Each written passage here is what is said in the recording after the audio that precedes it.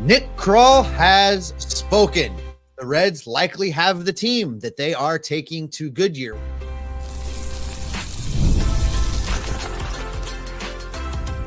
You are Locked On Reds, your daily Cincinnati Reds podcast, part of the Locked On Podcast Network, your team every day. Welcome into Locked On Reds, the daily podcast for the Reds fan who knows what happened, but they want to know why. Locked On Reds is part of the Locked On Podcast Network. We are your team every single day, and I'm Steve, he's Jeff, and we are all mixed up on this Tuesday live show just to make a little bit of a joke there. Anyway, we're lifelong Cincinnati Reds fans, and we've been podcasting about this team for going on 14 years now. Been talking a lot about these Cincinnati Reds. On today's show, Nick Krall has said that the Reds roster is largely set. So, how'd he do? We'll grade the offseason to begin today's show. In a few minutes, we'll look at why the bullpen has exactly 2 open spots and who may be the favorites to land those open spots on the pen. And later on, we will get to your questions and comments on this podcast that is brought to you by FanDuel. Super Bowl 59 is here, and there's no better way to make every play more exciting than with FanDuel Sportsbook. New customers can bet just $5. And if you win, you'll score $200 in bonus bets. Download the app or head to FanDuel.com to get started. And where we will get started here, Steve, is that the roster is set. Nick Krall didn't 1000% confirm that there are no more moves to be made. He left the door open if something were to materialize. Basically, if another team wants to give them a player like the Giants gave them Taylor Rogers, they're open for it. But he said that the roster is largely set whenever he was talking with reporters on a Zoom call just this past weekend. No, I think we're probably in a spot where, this is your team going to camp. And, if we make another move, then it's going to have to be something we discuss internally. But I think, look, you're always looking to make some moves. I'd love to bring, a couple more NRIs in just to compete for spots. I think the competition's really good. You're always looking to some ways to make your club better. And I this is no different, it's probably don't have as much flexibility as obviously didn't as he did last week, but I think there's some to add some NRIs and see what happens. So NRIs, non-roster invites to spring training, minor league deal type things. Yeah. Jeff, here's the thing. I think that I can kind of see where Nick's coming from. He's done, quite frankly, he's done kind of a lot with a little. If we're being honest, he had a little bit of money to spend. He did that. He managed to bolster the bullpen. He managed to bring in guys without really dipping into the prospect capital. And that's been the thing that we've talked about. When do they reach the point where they have to trade, the prospect capital, the guys that are coming up in the system in order to bring somebody in? And I feel like he did a pretty good job in the players that he brought in. Now, we didn't get our right-handed 40 home run hitting outfielder. That's really my wish list. The only thing that was on it that did not materialize. It's the only thing that he didn't manage to go out and get. And for me, I've teetered on that, what grade to give this team, what grade to give this roster. And, last time we talked about this, I was sitting at a 79.9 on the old fashioned grading system where, it's going to round to a B minus, but I still kind of wanted it to score to C. Now that's before the deal with the Giants that was basically cost the Reds nothing, as you say. So right. Now that that's done, I'm a solid mid B to B plus, easy. I see somewhere in the chat, someone reluctantly, Nathan here, says he's feeling generous and he's going to give him an A minus. I can't quite bring myself to go into an A because I didn't get my outfielder. And that was the move that was going to make this offseason a home run. That was the move that was going to make this roster really feel to me like it was built and ready to compete. And they didn't quite get there, but they did do good things. So B to B plus, I think, is where I'm at right now, Jeff. I like the way that this roster is constructed. There's still a whole lot of, I hope, associated with it. That's just the way that it's going to be. And I hope that Nick Krall's hope is placed in the right places and this team actually performs. Well, your hope and my hope and everyone's hope and hope and hope. But, I agree with you. I think it's a B. I think that, sure, the Reds could have gotten better, but I think they had a solid off season. I've seen a lot of different criticisms on social media in the comment section and all kinds of stuff talking about why didn't the Reds go get Anthony Santander? Why aren't the Reds going to go after Pete Alonso or Alex Bregman? And here's the deal. Nick Krall was given a budget. He was not given a blank check. He was told to go to the grocery store and he had to keep it within a certain amount of dollars. And he went for the deals. He went for these sort of manager specials in some cases to bring in some more talent to this roster. Is it better? Yes. The team is getting healthier and the team added some talent. Did they add as much as we would have hoped? I would say no, but I don't belabor that point. Like, I think that Nick Krall did the best with what he had. Like you said, I give him a B. And I also look at the fact, like, the Taylor Rogers deal, the Gavin Lux trade, that Nick Krall did a very good job of taking advantage of situations where teams were not necessarily giving away players, but they weren't really looking to trade for a whole lot. The White Sox, by all reports, want everything for Luis Robert. Anthony Santander wanted a 5-year deal. Teoscar Hernandez wanted to go to LA or bust, so you really would have had to convince him otherwise. Pete Alonso's wanting like 20 to 25 million, and there's a lot of people that think he's just going to go back to the Mets anyway. So there's so many different situations out there that Nick Krall would have had to overpay and maybe stretch the envelope too much, and I understand why he didn't do that. The Reds, as much as we hate this term, it is reality. They are not a money bags team. So you've got to work with what you're given. You can't play poker with someone else's hand. And that's what Nick Krall's doing. He's got his cards, and I feel like he played them very solidly this offseason. I go back to that graphic that our buddy Ken, Obscure X Reds, shared earlier in the offseason. That was from Forbes, where if you look at percentages of revenue spent, income spent. I can't remember how it was broken down, Jeff. It was either revenue for the team or income for the team, some mark that Forbes used. And you compare the Reds to the Dodgers, they're at the time that graphic was produced, they were about the same as percentages go, right? Like obviously not total dollars, but as percentages go, the Reds were spending the same percentage of the income as the Dodgers were spending percentage of income on the roster. So that kind of says a lot. We talk about big markets, small markets, and we want to dismiss that, but there is some reality to the fact of you can only spend what you have. And for me, we've talked about how we wish the Reds would have not sold from the Linder group when they did. Like that Linder would have hung on to him a few more years, because the ownership group that would have been able to afford the team then would be much better positioned than the ownership group that owns the team now. So those are the differences. That's where we are. But you're absolutely right in that Nick Krall has done, his job with what was handed to him. And, I can think of several really crass analogies that I can't use right now about, polishing things and making them shine. But Nick Krall did a fairly good job. I mean, if we review what he went out and did, some of the moves, I think that the Brady Singer, Jonathan India trade was a great trade. It brought a proven, healthy talent to the starting rotation. Now, it's not it wasn't a hold up the jersey press conference type of move, but it really solidified that group of starting pitchers, and it gave you some flexibility with Graham Ashcraft. It gave you some flexibility with Lauder and Petty and Chase, and not having to push guys to be better than they really are in the moment because you have a dire need. I love that move. I love what he's done with this bullpen now. The guys that he's brought in, the guys that he's brought back. There's still some tinkering to be done out there, and I think Graham Ashcraft is part of that tinker. And I think this bullpen is going to be much better off for sustainability purposes, for the amount of innings they're going to need to cover. That bullpen is going to be much better situated for that in 2025 than it was in 2024.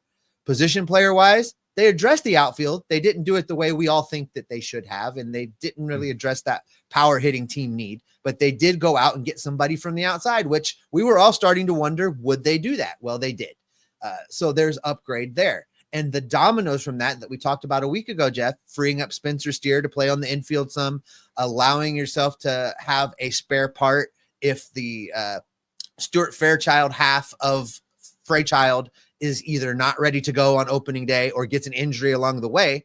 You've addressed that as well. So there was a gap there where it felt like the Reds weren't doing anything, but Nick Krall really has been kind of moving and shaking at a steady pace throughout the offseason. And this team is better positioned to compete in 2025 than it was at the end of 2024. And really, that's all you can ask for in a smaller market. And that's why I give them a B.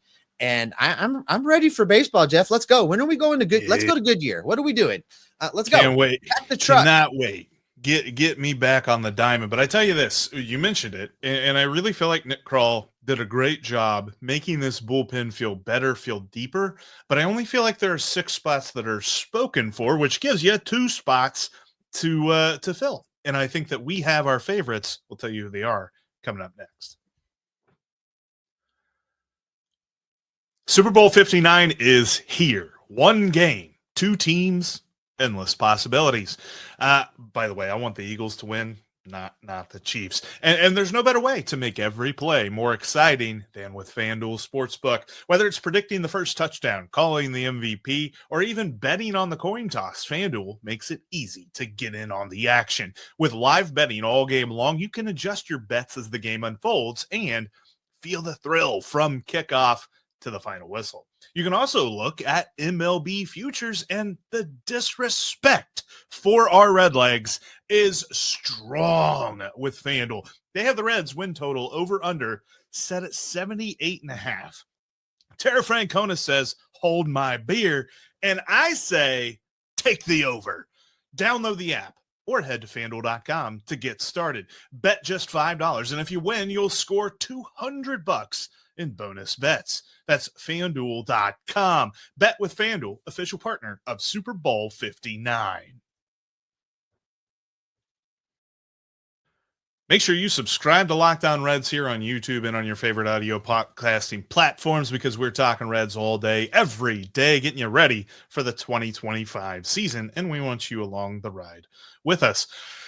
All right, Steve, with this bullpen, the Reds have improved it. I think they did a great job of adding a huge quality arm in Taylor Rogers. I wouldn't say that, like the rest of the roster, I felt like Nick Krall did a good job of adding quantity to. He didn't necessarily add quantity to the bullpen, but he added quality when he brought in Taylor Rogers, because now the top of the bullpen's a 2-headed monster between Rogers and Alexis Diaz. Hopefully Diaz kind of bounces back a little bit, cuts down on the walks, cuts down on the homers. And then you are talking about the Alexis Diaz from 2 years ago and not the guy that we saw in 2024. And then everything else kind of fills out below them. I look at this and I think we got 6 guys that you can pencil into the opening day roster, assuming health. We're assuming health with all of this. And then there's 2 spots that are open for business. Who are your favorites to land those 2 spots? Because there is quite a list of guys that are vying for these seats. Well, are you counting Graham Ashcraft as just a lock in the bullpen? Because if you're not, I'm not. He's my guy then. Graham Ashcraft is the guy I want in this bullpen. I'm still – I see the talk out there that the Reds are going to use Nick Martinez like they used him last year. That is absolutely not going to happen. He is going to open the season in this rotation, and there's not going to be a spot for Graham Ashcraft. That's just the way that it's going to be. Graham Ashcraft, I think I'm 100% dialed in on the fact that I don't believe that he can be a starting pitcher over the course of a full season the way that he pitches and his maximum effort, inability to dial it back, the kind of guy that he is. That intensity as an 8th inning guy in this bullpen, as a 7th and 8th inning guy in this bullpen, because he can give you multiple innings, give me that all day long. Now, it will take him a little bit of time to find his lane and find his groove, and it will be interesting to see how the Reds use him in spring training, because if it were me, I would still stretch him out like a starting pitcher in spring. Sure. And let him go into the season. Terry Francona said he wants everybody that's a starting pitcher to go into opening day being able to throw 90 or 100 pitches. And I want to see Graham Ashcraft there also, but then use him in the bullpen and already have right out of the gate a guy that can give you 2 or 3 innings immediately. That's a big deal for this bullpen. You're absolutely right about Taylor Rogers. I look at this this combination of Rogers and Diaz as closer 1A, 1B. I don't necessarily see them as a 1-2 punch in the same game, but I'm using those guys opposite days. I'm always having one of them available to come out of the bullpen. It just seems to me that that's the perfect back end of this bullpen. I add Graham Ashcraft, and then everybody else in this bullpen gets put into a role that's more suited for their talents. Instead of seeing Brent Suter coming in the 7th and the 8th, he's your 6th inning guy now. He's your first dude out of the bullpen that can give you a couple innings to stretch you into the 7th or 8th inning, and I love that role for him. I like the way this bullpen's constructed now, and I think that once Graham Ashcraft settles into that lane, the back end of this bullpen's pretty intimidating. You get Graham Ashcraft all pissed off and ready to throw hard, and then you got to go to Diaz or Rogers. That's a great 1-2 punch. Yeah, and I think that you can kind of lay it out. I mean, Diaz, Rogers, you've got Brent Suter, you've got Sam Maul, you've got Emilio Pagan, and you've got Tony Santillan are the 6 that I'm penciling in. I agree with you. I think Graham Ashcraft is perfect for the bullpen. And I kind of think of him as like a Tony Cingrani or an Amir Garrett, where it was like, yeah, he started out in the rotation, but we figured out he was much better in the bullpen. And I think that's what we're going to find out about Graham Ashcraft. The same like Tony Santillan, right? Yep. Yeah. So Tony Santillan as well. Like there's plenty of different examples that we can kind of point back to. And I think that Graham Ashcraft is another guy that we're going to add to that list, but I don't necessarily think of it as a bad thing, because think of what happened to guys like Cingrani and Amir Garrett. I know Amir Garrett kind of fizzled out there the last couple of years, but for a few years, he was a lockdown relief pitcher. And I feel like we could see that from Graham Ashcraft's repertoire as well, which means that last spot is probably going to be a little bit of a debate, because the Reds added Ian Jabot on a non-roster invite. Nick Krall said very plainly, and I forgot to clip this, I should have clipped it, but he said very plainly that he expects Ian Jabot to compete for a spot on the 26-man roster during spring training. So he is on the list. Brian Shaw was brought in here about a month ago on a non-roster invite. Good. I mean, a really good working relationship with Terry Francona, was on the Cleveland roster whenever they went to the World Series in 2016. He's been around. He hasn't been very good for a couple of years. Maybe he finds something and kind of dials the clock back a little bit. I kind of look at him as my favorite to land that last spot. There's some other younger guys that are interesting, guys like Yasser Zulueta or a Zach Maxwell, and a long shot of Luis May, although Nick Krall was also asked about Luis May, and he expects him to begin the year in Louisville and maybe come up at some point. But I really feel like the Reds are spoiled for choice here in this last bullpen spot. And I think ultimately they will give it to a veteran, but we'll see plenty of the young guys throughout the season. What do you think happens with Alex Young? That's another name that we didn't talk about, but another guy that's been brought back. He's been really good at times. There was a stretch that he was money out of the Reds bullpen, and he has some talent. I don't know that I can see him unseating any of the other lefties that are in the bullpen right now. But what about 4 lefties in the bullpen? That'd be fun. That would be something. If half of your bullpen is left-handed, that would be almost unprecedented. Yeah. But I don't know who you would. I don't know who you would give a spot to for him. But talk about a really good insurance policy. If he just kind of hangs around with the team and is willing to go to Louisville to kind of start things off, what a great insurance policy. And if I remember right, and I'm looking this up so that I don't sound completely foolish, which I do often, but I try to win every now and then. He doesn't have like super hard and fast splits. Like he can only throw to left-handers and he's horrible against right-handers. He could be useful in all situations. So he could earn that spot. Not an old school loogie, as it were. Exactly. And I think that honestly, the way that the game has evolved, you can't be an old school loogie anymore. You've got to be able to pitch to both, because you're going to face at least 3 batters. And if you can't face at least 3 batters, you're not going to have a job in Major League Baseball anymore. But I think that the other part of this is whoever they end up choosing, if it's Shaw, if it's Young, if it's Jabot, if it's one of the young guys, I think that they are likely to sit down with all these guys and say, look, we're going to use you at some point. That's just how this goes. All of these guys, should they stay in the organization, could possibly see time in the big leagues. And it will be up to them to make the decision of, do I want to be the guy in Louisville that's break glass in case of emergency and they can bring me up, and then maybe I earn a longer stay in the big leagues, or do I want to go somewhere else and start over? I think that's gonna kind of be the situation that is presented to them. And I'll be interested at the decisions that are made, because there are plenty of veterans on this list of guys vying for the final spot in the bullpen, that some of them could choose that free agency and go elsewhere, but they're not exactly like knocking down people's doors with their current, last year or two resume. The Reds have a lot of guys that have done it in the past, but haven't necessarily done it that recently when it comes to their veteran options. And I sort of love that for them in the way that it could all play out this year.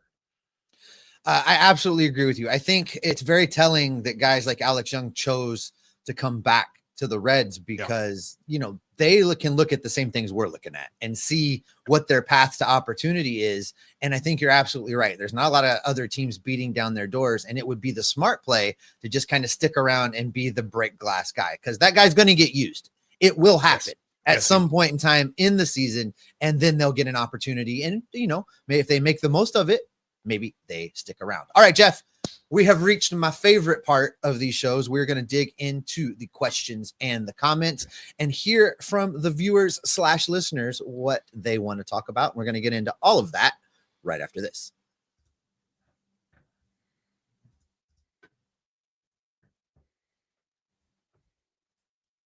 All right. You can follow us right here on YouTube. And if you can't catch us live, please take us with you, because we are on every single podcasting feed out there. You can take us to the gym. You can take us in the car. You can take Jeff for a long walk along the river. Just don't throw him in. All right, Jeff, let's get into this. The questions, the comments, what the people want to talk about. If you have questions in this chat, you guys are amazing, by the way. It has just been zooming by. So if you've got something you want to talk about, put it in again. I'm not going to be able to go back and catch up. There's just no way. You guys have been talking about a lot of things. So first thing we'll do is dive into this from Adam. This is a good start, Jeff. Who gets more at bats? Candy, CES, Steer, or Lux? This is more at bats. Doesn't qualify it with a position, Jeff. But looking at this list, I'm going to say that Spencer Steer will lead this list in at bats, followed by Lux, then Candy, and I think CES gets the least amount of at-bats in this group. It's interesting because I don't think CES can win the opening day first base spot, but I think that at some point we'll see him be like the everyday first baseman. I think he will win it back, but I still think that means that Spencer Steer has more than him. But I think CES has the second most at-bats on this list. I think it goes Steer, CES, Candy, Lux.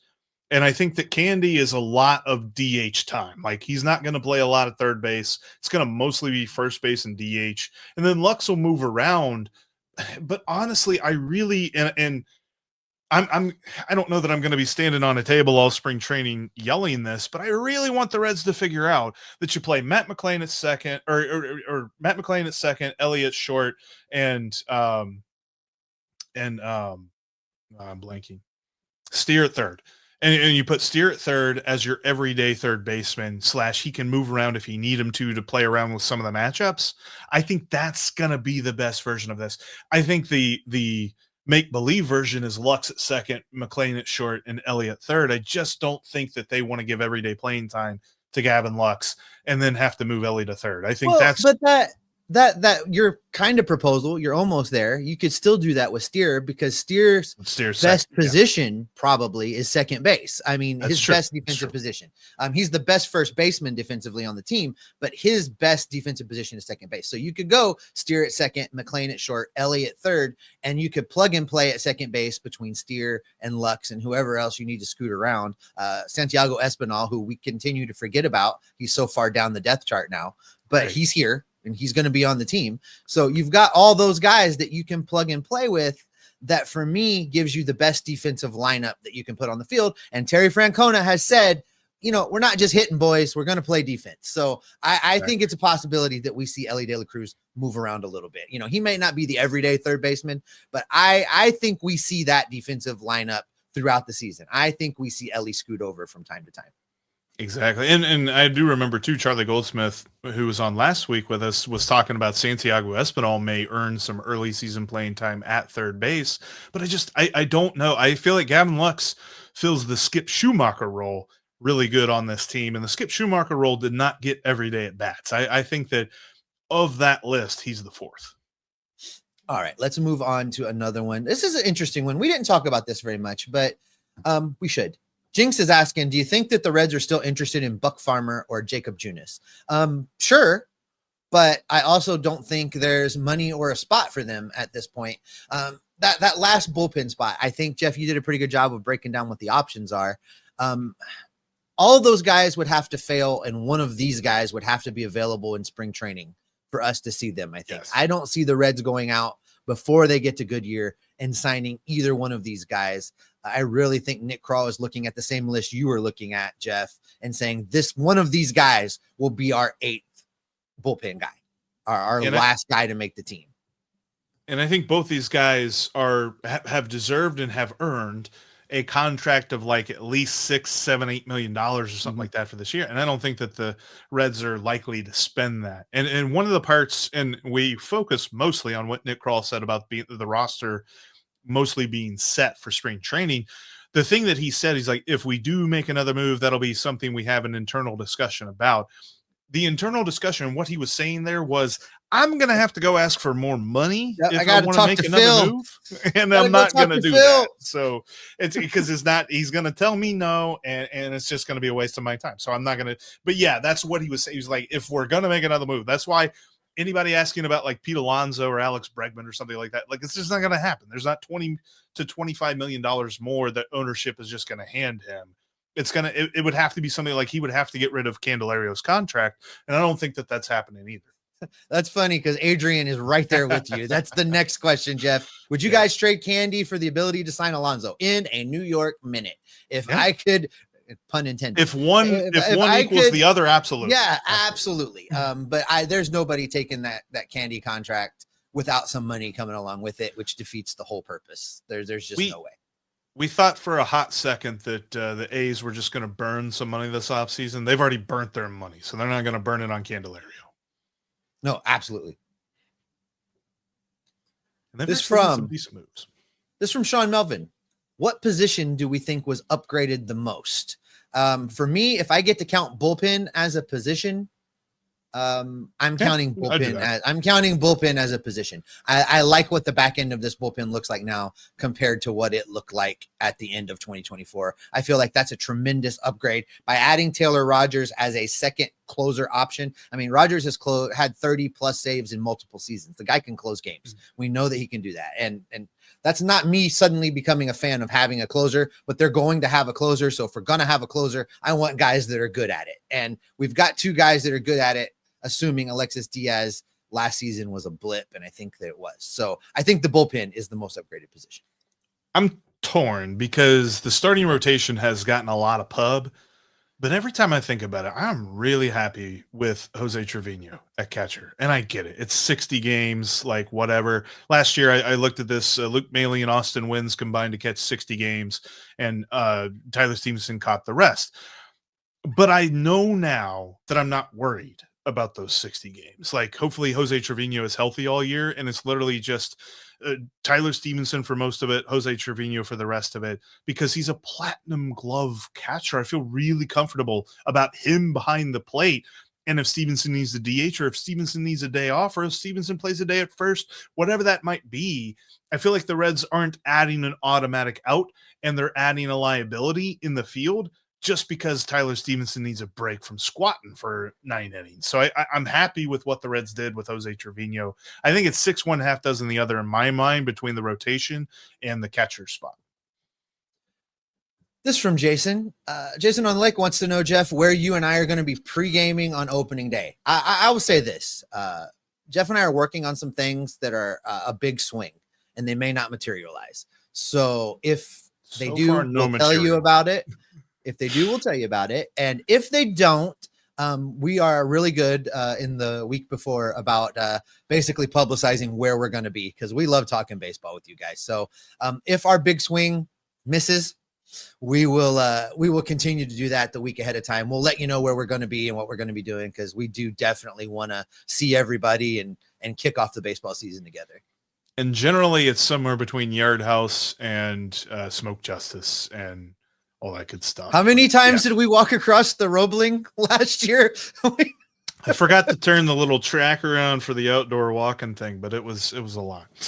We were all over the place, gang. All right, let's get to another one here from Jinx. If Marte plays really good if Marte plays really good, Jesus, Steve, come on. Right, or have him on the MLB roster. Oh, I don't think he can earn his way. I don't know that he can earn his way onto the opening day roster. I think he agree.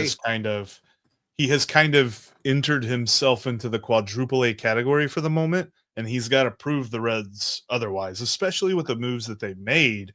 Adding Austin Hayes frees up Spencer Steer to play on the infield.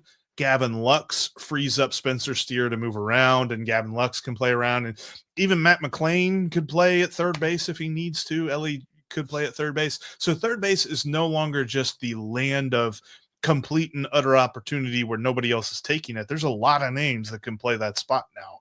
And so it's not as cut and dry as Noelvi Marte is our third baseman. Like last year, he had that opportunity. And for a couple of different reasons, he gave it away. And so now he's got to earn that opportunity back. Yeah, I think the Reds have said the right things. Like they haven't used rhetoric that makes it clear that they've moved on from him or that they've given up on him. But their actions say he's going to Louisville and he needs to figure it out. Because I don't know what he could do. Like, I don't know what that measure looks like that he could do in Goodyear against guys that he should be better than, against guys that he should hit 400 against. When we're talking about the AA and single A pitchers, I don't know what he could do that would make me think, yeah, that guy is ready to face big league rotations. I think he's got to go to Louisville, show that his head is cleared, show that he's putting in the work, and then wait for an opportunity. There'll be a time when they need to call somebody up, and then he has to come make the most of those moments. And then if he does that, we have the conversation about, is it time to keep him on the roster? Is it time to find him playing time and take playing time away from somebody else? Yes. And I think that honestly, the natural, like, this guy plays less, Marte plays more, is what is Jeimer Candelario doing? Because if Jeimer Candelario is bouncing back, I think Marte's got a really tough road to major league playing time. But ultimately, I think we see him a lot this year, but I don't know that I 150 at bats might be the most that I expect out of Noelvi Marte this season, just because I think he's not going to necessarily take a hold of it totally this year. He's really kind of squandered away. And honestly, and the other question, you mentioned this too, and I want to address this. What can he do in spring training? I don't think it's anything that we're going to be able to see. It's going to have to be behind the scenes stuff. The statistics in spring training games do not matter. I'm telling you this now. I'm just PSA. Spring training stats don't matter. So when you see batting average A or batting average B, whatever it is, don't go crazy over it, because it's not going to matter. There's a lot of other stuff that they do to evaluate guys. Or you see Amir Garrett strike out every batter that he faces because they were all single A guys. He should have struck them out. Neftali Soto batting over 400, things like that. It's like we can name a lot of great spring training performances, and it meant absolutely nothing for the regular season. But I know this, Steve. Keep it tuned to Locked On Reds every single day. We got you covered. All things Reds throughout the rest of this offseason, which is only a week. Actually, it's less than a week. The Reds are going to be in camp in 6 days. Pitchers and catchers will be. And then the full team will be there a couple of days after that. We're going to be with you every step of the way, talking about this team, getting you set for what to expect all throughout spring training leading up to opening day, because we are always Locked On Reds every single day.